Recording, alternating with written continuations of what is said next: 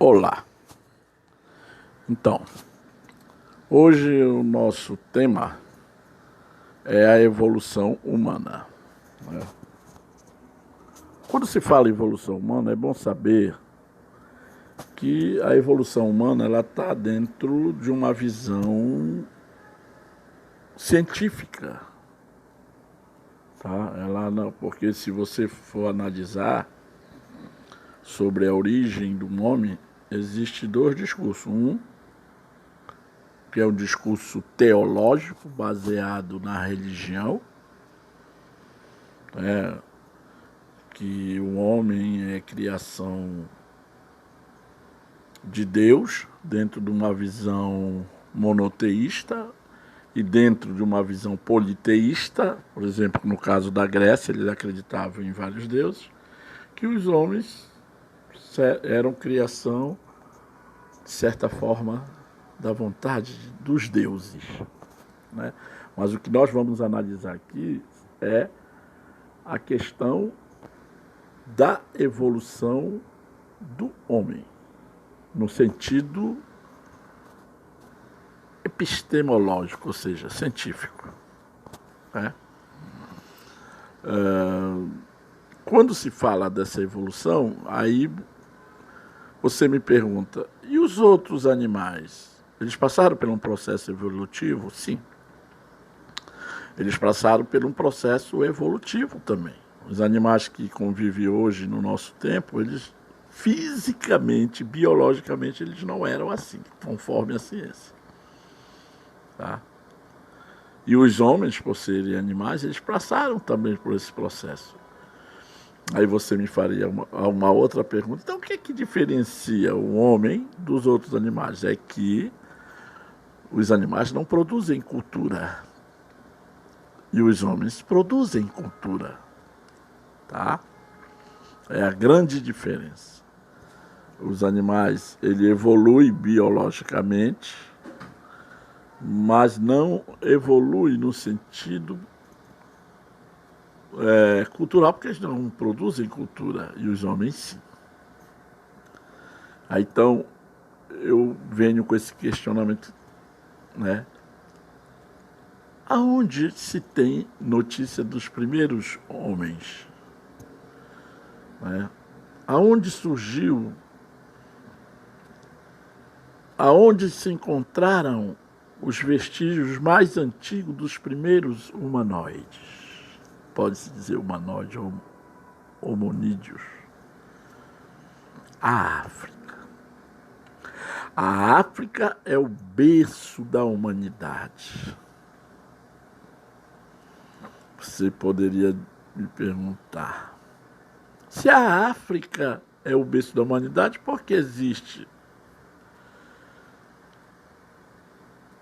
o europeu branco de olhos verdes, louro, diferente biologicamente do africano? Então todo mundo seria negro nesse raciocínio. É justamente por isso. A ciência explica que houve um processo de imigração das primeiras hordas humanas que saíram da África e chegaram até a Europa, a Ásia e até as Américas. Mas por que eles falam porque eles têm protótipos físicos diferentes? A ciência explica também, porque houve um processo de adaptação ao meio que acabou interferindo na tipologia física dos grupos humanos. Professor, nós somos africanos até hoje, sim. Até esse momento que eu estou falando, a nossa origem é africana. Eu estava uma vez passando em frente de uma banca de revista, aí tinha uma revista que dizia esta frase: nós somos todos africanos. E mostrava o rosto de uma mulher, uma parte era branca, outra negra, outra era amarela, justamente porque foi na África que se encontraram os primeiros vestígios, eu não digo o primeiro, mas os mais antigos vestígios da presença humanoide no mundo. Então, foram encontrados os mais antigos fósseis de ancestrais humanos. Pesquisa pelo DNA indicam que pela diversidade genética o homem moderno surgiu na África. Então nós temos uma carga genética africana. Todo ser humano. Como volto a dizer, até hoje ainda não tem uma teoria científica que prove ao contrário. Isso é um bom recado para aquelas pessoas que são preconceituosas, que têm preconceito contra a África. Mal ela sabe que ela carrega, né, dentro do DNA. Mal não, porque eu não penso assim, como mal. Ela não sabe que dentro da composição genética dela, ela guarda um ancestral africano. Então isso é um grande recado para aqueles preconceituosos, né, que vê a África como um continente numa visão pejorativa. Lá é o berço da humanidade. Ossadas, pedaços de crânios, maxilares, dentes, fêmuros, pertencem a diferentes tipos de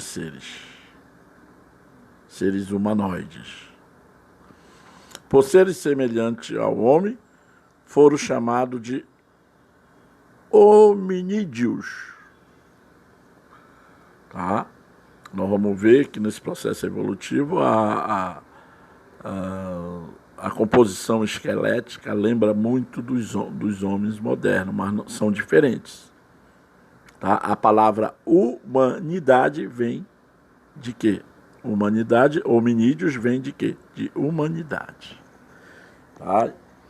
E aí você pode ver nesse mapa os lugares onde encontraram esses vestígios e a foto do mais antigo esqueleto humano, fóssil humano, que era de uma jovem, né,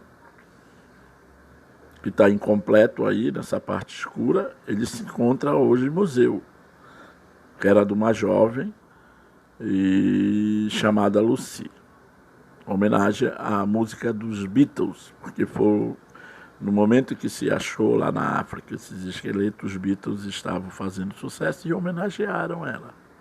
A Lucy, tá aí, ela é famosa no mundo todo.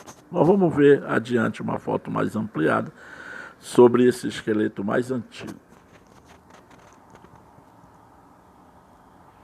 Então, essa imagem mostra esse processo evolutivo, de cima para baixo. O Australopithecus é a composição na linha evolutiva, se tratando da África, mais antiga, né? Tem o Australopithecus, depois vem o Homo habilis, depois vem o Homo erectus, depois vem o Homo neandertal e o último, o Homo sapiens. Nós somos, o homem moderno é descendente desse último, nessa escala evolutiva. Então nós vamos analisar para frente cada momento, né, as características desse homem pré-histórico. Então você pode perceber na imagem o Australopithecus, da esquerda para a direita, ele tem uma espécie craniana diferente já do Homo habilis. Tá? E que o Homo habilis já é diferente do Homo erectus.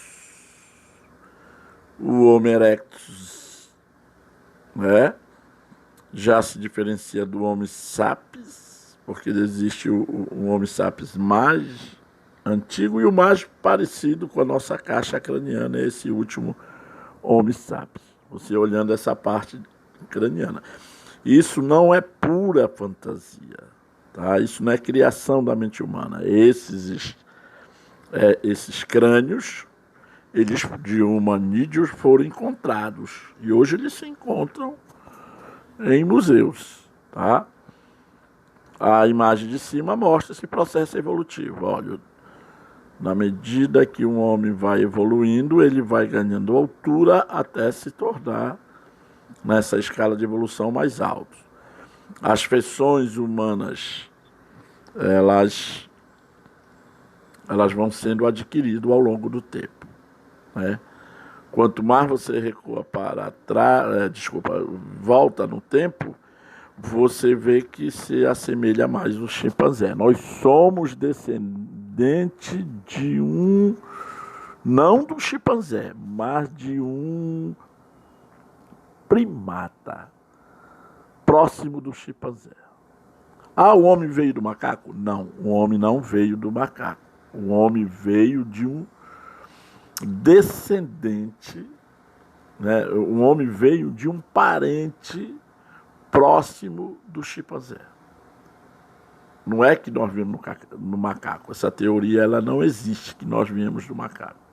Tá? Que por muito tempo isso tentaram colocar na cabeça das pessoas de forma errada, que o homem veio do macaco. O homem não veio do macaco.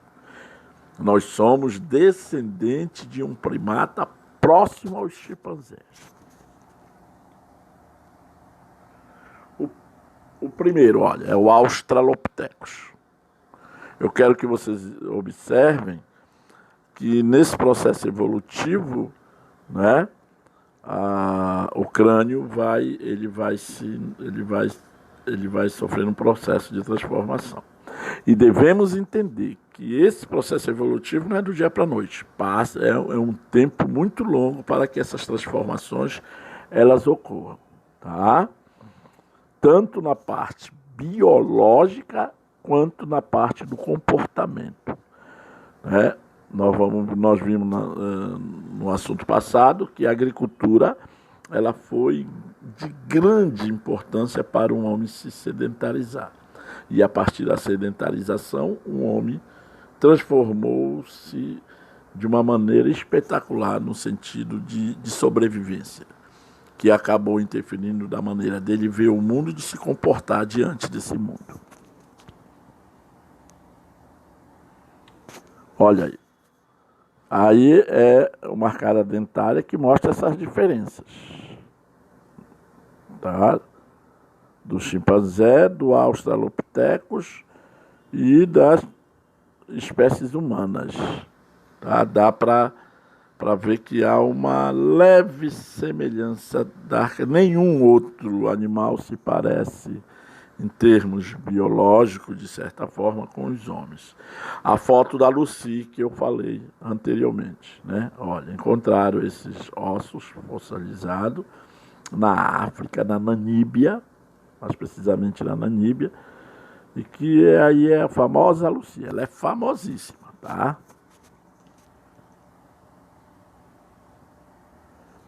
A evolução do homem, né? O Australopithecus, olha aí, lembra muito o chimpanzé, né? Viveu na África, ele era de baixa estatura, os machos de 1,50 m, a fêmea de 1,10 m, pesava de 30 a 40 quilos, eram pequenos. Crânio com pequeno volume, tá? 380 a 450 centímetros. O fóssil mais conhecido foi o da Lucy, o Australopithecus. A Lucy era um Australopithecus. Aquele é o fóssil, ela deveria ter essa aparência aí. Tá? Tá aí o Australopithecus, a Lucy. São fotos, isso é foto, isso não é pintura, tá?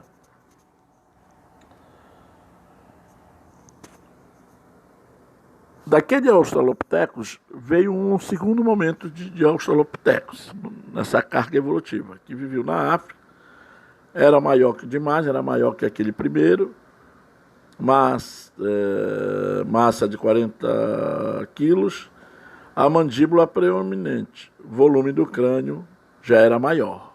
Veja que o processo evolutivo ele vai se transformando, né?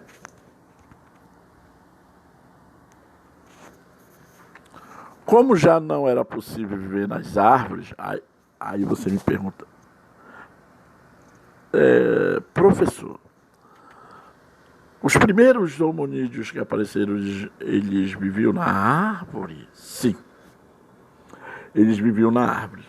Mas por que levava esses hominídeos a viver na árvore? Era a questão de sobrevivência contra os animais que eram ferozes na época. Nós somos na pré-história, então eles se refugiavam e acabavam vivendo a maior parte do seu tempo nas copas das árvores. Daí ele não ter uma posição erecta que ele vai adquirir depois ao longo do tempo. Era um primata. Nós somos primatas, né? Tiveram que se adaptar a viver na savana. A savana, no primeiro momento, o que é?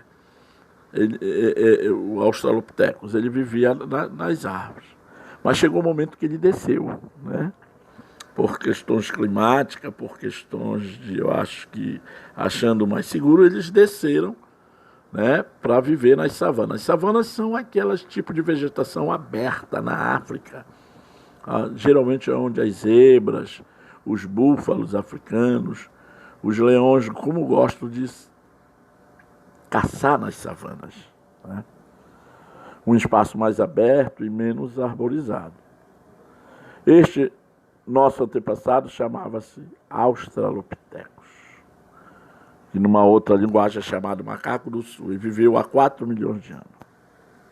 Era pequeno e curvo, não sabia fazer instrumentos, mas usava seixos quebrados.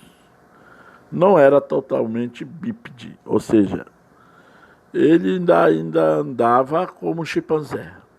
Ele não era bípede. Bípede quer dizer andar nas duas pernas. Tá? O aparecimento da postura bípede. Movimentação entre as árvores da savana africana levou o que os primatas tivessem de andar longas caminhadas, sem se poder deslocar de árvore para árvore. Então, no segundo momento, esses australopithecus, eles descem para a savana e passam a adquirir uma posição mais bípede. Na verdade, essa postura é altamente vantajosa, pois ela proporcionou aos hominídeos uma locomoção rápida e cômoda. Para além disso, é muito mais eficiente porque possibilitou a procura de predadores e presas por cima da vegetação arbustiva, enquanto se deslocava bem como o transporte de objetos, devido ao fato de ter liberto os 2 membros superiores. Já não andava mais, né? Ele se liberta, o braço, as mãos, elas já estão mais livres, né? Já é um processo evolutivo. A evolução do homem. A postura bípede possibilitou movimentação entre as árvores da savana, possibilidade de carregar objetos, ele começa a utilizar a mão, e a capacidade de enxergar os predadores presos por cima da vegetação. Então, o homem nesse processo ele já há um processo evolutivo, que para nós hoje não é muita coisa, mas para eles na época era muita coisa. A importância da bipedia. A locomoção bípede proporcionou uma posição vertical, o desenvolvimento do cérebro, ele passou a observar mais as coisas, a movimentação, né, de que está se deslocando somente na copa das árvores. O desenvolvimento da linguagem, olha aí a importância.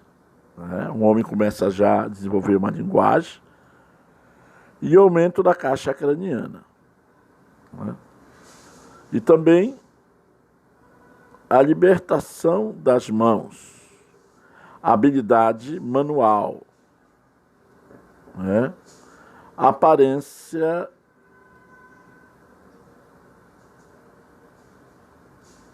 do polegar, né? Então, veja, já começa a uma nova fase, né, do homem, desse homem, né, nesse processo evolutivo. O gênero homem, o homo, nós somos homo, homonídeo, homo, daí a palavra humanidade, né? Provém do latim e significa pessoas. Esse termo foi inicialmente utilizado por Carolus Linnaeus, quando elaborou o seu sistema de classificação. Atualmente a espécie sapiens, quer dizer sábios, nós vamos ver isso, é a única descendente do gênero Homo que ainda se encontra viva. Todas as outras foram já extintas. Veja bem, que nós não devemos ver essa evolução de uma forma muito monolítica, muito retilínea, né?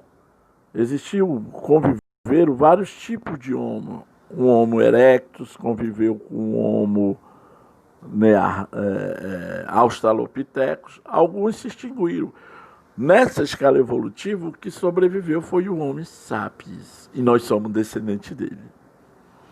Muitas delas seriam nossos antepassados. No entanto, outras podem ter sido apenas outras evoluções que acabaram por se extinguir. Quer dizer, a que evoluiu, que foi aquela que chegou no Homo sapiens. A diferença entre as várias espécies são alguns casos mínimos e existe pouca informação, o que leva a que não haja um consenso acerca de quais as espécies que deveriam ser consideradas isoladas e quais as que deveriam ser consideradas subespécies de outra espécie. Então essa discussão ela é muito mais ampla que nós não vamos entrar. O que é bom saber que nós somos descendentes do homem moderno, do homem sapiens. Depois do homem, né, nesse processo evolutivo, vem o homem habilis. O que significa homem habilis? Habilis quer dizer habilidade. Então, esse homem habilis, ele já tem uma certa habilidade em utilizar suas mãos, porque a posição bípede proporcionou para que ele evoluísse nesse sentido. Tanto que aparece aí ele já, né, pegando pedras, fazendo fricção entre duas pedras, né, já batendo um pedaço de osso com uma pedra. Então, homem habilis.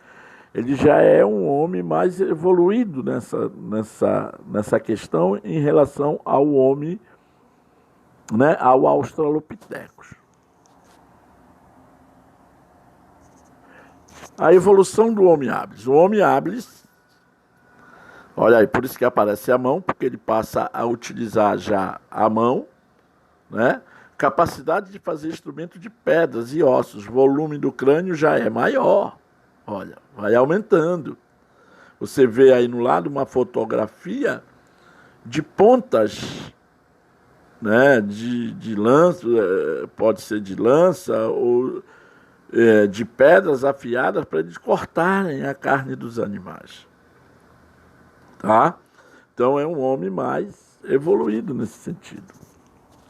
Porque ele utiliza a mão como instrumento ele já passa a interferir em imagem no meio ambiente. Há cerca de 3.300.000 anos, devido à evolução que resultou da adaptação ao meio, surgiu um homem habilis. Era bípede e mais vertical. A sua capacidade craniana aumentou e por isso era mais inteligente. Ele já usava ele já tinha uma capacidade de raciocínio, de interação, né, com o meio ambiente muito mais evoluída. O polegar era oponível. Sabia fazer instrumentos de pedra e de madeira. Olha, ele já começa a produzir instrumento de pedra e madeira, né?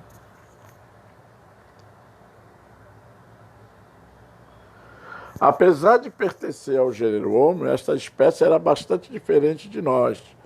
Os seus braços eram bastante longos e seu crânio muito menor, assemelhava-se a um Australopithecus. O seu nome habilis provém da sua habilidade para o manuseio e criação de utensílios de osso e pedra.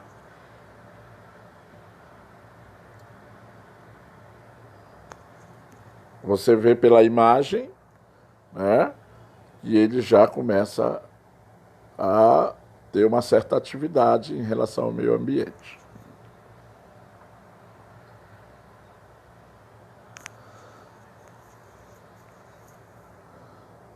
Isso era antes do fogo. Está aí um crânio de um homem habilis e ainda era necessário comer carne crua, né? Mas era muito habilidoso.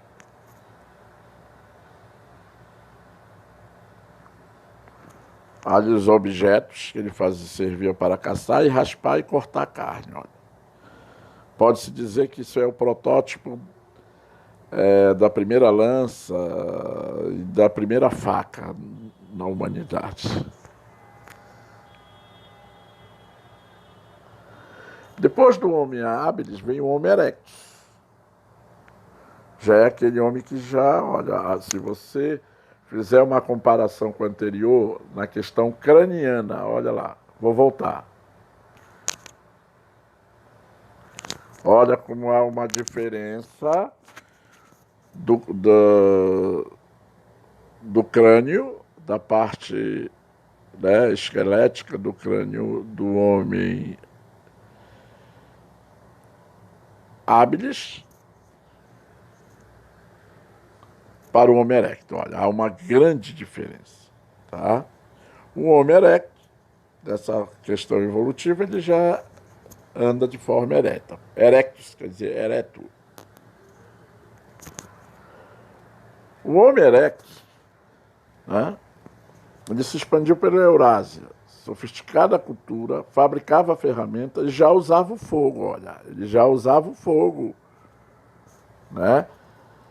Morava em cabanas ou grutas, usava roupa de pele de animais, não suportaram a era glacial, né? Originaram o homem neandertal que nós vamos ver. Tá? Olha, veja bem. Ele já era um homem mais evoluído em relação ao anterior, ao homem habilis. Há cerca de 1.600 anos, devido à luta pela sobrevivência, os hominídeos evoluíram e surgiu o Homo erectus. Era bípede e vertical, andava com duas pernas, possuía já uma linguagem rudimentar, ou seja, uma linguagem muito simples, fabricava bifases, que era aquela lança, e descobriu o quê? Aí ficou, né? 3 pontos de interrogação que a imagem, ela te responde aí, né? Descobriu o fogo. Tá? A descoberta do fogo foi feita por ele. Modificou a sua vida. A descoberta do fogo foi uma das grandes evolução que aconteceu na pré-história, porque a partir da descoberta do fogo, o homem começou a se proteger contra o frio, se proteger contra os animais e passou já a moldar alguns instrumentos que vai facilitar a sua evolução. O domínio do fogo foi um dos passos mais importantes na evolução do homem. Este avanço foi conquistado pelo Homo erectus. O fogo era criado friccionando 2 pedaços de madeira de dureza diferente, ou fazendo chocar 2 pedras saltando faísca. Esta conquista permitiu aos hominídeos aquecerem, afastarem de predadores, conseguirem ver na ausência da luz, cozinhar alimentos e ainda produzir instrumentos. Olha a grande evolução. Se você pegar um fóssil, um ser pré-histórico antes da descoberta do fogo, a mandíbula é muito grande. Por quê? porque eles faziam muita força para triturar a carne. Com a descoberta do fogo, a mandíbula diminui, porque os alimentos já eram mastigados de forma mais suave. Isso comprova a questão da diferenciação e da evolução. Para além disso, o fogo permitiu o desenvolvimento da vida social, visto os hominídeos juntaram-se à volta da fogueira para se aquecer, o que levou o convívio. De certa forma, o fogo levou o convívio, na medida em que esses hominídeos, eles, para se aquecer, eles, do frio lá, que porventura poderia aparecer, eles acabavam se agrupando e isso levou ao desenvolvimento até da linguagem e da convivência social, da comunicação entre eles. Então o fogo proporcionou. Qual foi a importância? Na defesa. Ele passou a se defender dos seus predadores. Na alimentação, ele passou a assar a carne, a cozinhar os alimentos. Tornou-se mais saudáveis os alimentos, de certa forma. A carne, o peixe tornaram mais macios e agradáveis. Nas técnicas, ele passou da maior precisão aos objetos, fabricar objetos, E na vida social, porque o fogo aproximou, na medida em que eles se aproximavam para se aquecer, isso deu uma interação entre esses seres maiores. E acabou essa interação gerando um convívio social mais longo, permanente. Com a descoberta do fogo, era possível comer carne cozinhada, os dentes já não precisavam ser tão fortes, e a capacidade craniana aumentou, de 900 a 110 centímetros. Desse fato, a não necessidade de ter maxilares tão proeminentes. O Homo erectus possuía também uma verticalidade mais perfeita e o que tornava mais inteligente. Então esse homem surge na África, como eu disse no começo.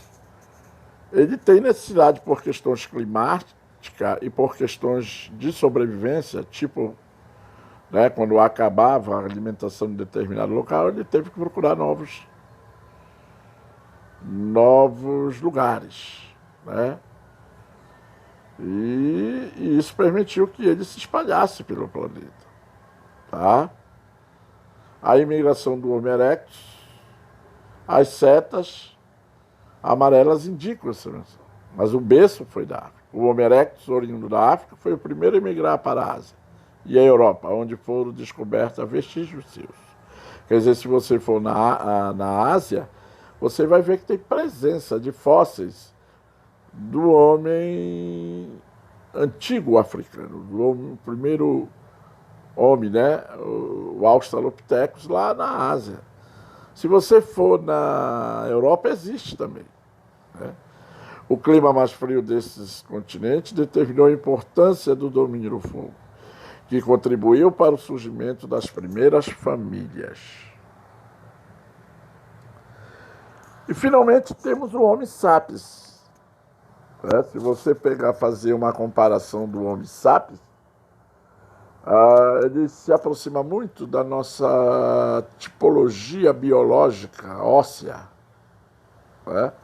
Se você pegar um esqueleto de um homem hoje moderno, ele é diferente do Homo sapiens, mas dentre esses homens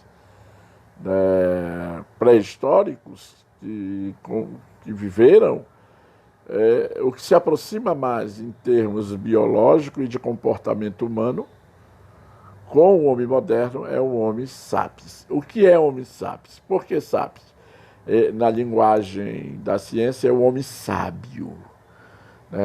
Veja bem, que é aquele homem que já vai pintar nas cavernas, nas famosas pinturas rupestres.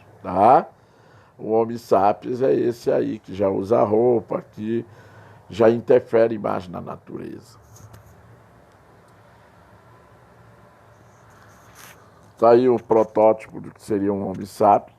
Segundo, esse é um filme antigo que eu até passo para vocês, se vocês quiserem assistir na Netflix ou no YouTube, vocês coloquem lá Guerra do Fogo. É uma aula sobre a pré-história muito bom. Tá? Essa é uma fotografia desse filme. O Homo sapiens, né? O volume do crânio, olha, é muito maior. Já tem uma postura moderna, queixo pequeno, testa pequena, cérebro um pouco maior, né? Baixo, forte, hábil, construtor de ferramentas já, olha. Formava o grupo de caças, enterrava os mortos, né? Eles já eram, nessa aí, de todos eles, os mais evoluídos. Teorias para o desaparecimento, extinto por condições climáticas ou conflito com outras populações pré-históricas. O homem, né, de Neandertal habitou a Europa, é descendente do Homo sapiens, e parte do oeste da Ásia, de cerca de 300 mil anos atrás, até aproximadamente 29 mil anos atrás, tendo coexistido com o Homo sapiens. Isso é uma subespécie do Homo sapiens. Alguns autores, no entanto, consideram o homem de Neandertal e o homem e os humanos subespécie do Homo sapiens. Nesse caso, o Homo sapiens, Neandertal e o Homo sapiens, respectivamente. Né? Quer dizer, isso é mais para questão de classificação. Vamos entender ele como Homo sapiens, que o homem moderno, ele é, nós, homens modernos, nós somos descendentes do Homo sapiens.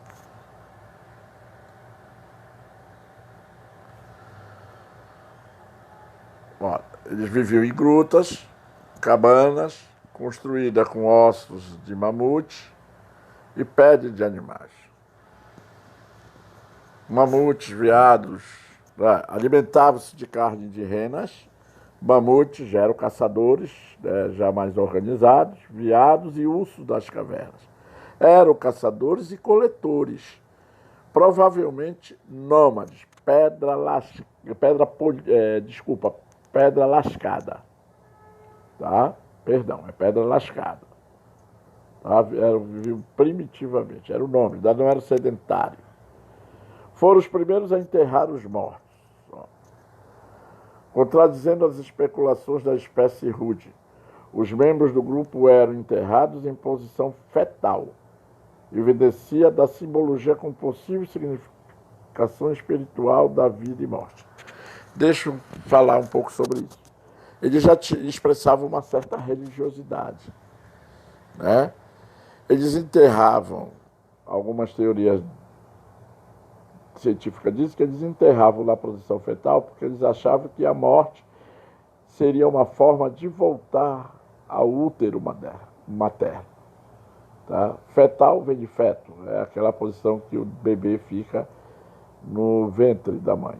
Então eles acreditavam, os tupi-guaranis, por exemplo, na Amazônia, são considerados populações primitivas, eles enterravam os mortos porque eles acreditavam na posição fetal, porque eles acreditavam que a morte seria a volta ao útero materno. Aí vem os crânios, né? Os tipos de crânio. O desaparecimento do homem de Neandertal é um enigma. As hipóteses mais defendidas são o confronto com o homem moderno que veio da África há 40 mil anos. Né? O hibridismo, com a absorção dos Neandertais entre os descendentes do homem moderno, menino do Lapedo, que foi um protótipo disso aí, um menino, em Portugal, foi achado, né? O exemplo da possível descendência através da mistura genética. Então, houve uma mistura genética. Com certeza, nosso processo evolutivo vem de um processo de mistura genética e de extinção de algumas subespécies, como eu falei, ou espécies, como eu falei anteriormente. Olha aí, o Homo sapiens, o esqueleto, e o Homo neanderthalis, né? Que é uma subespécie do Homo sapiens. Eles já são diferentes, tá? Eles já são diferentes nessa questão aí.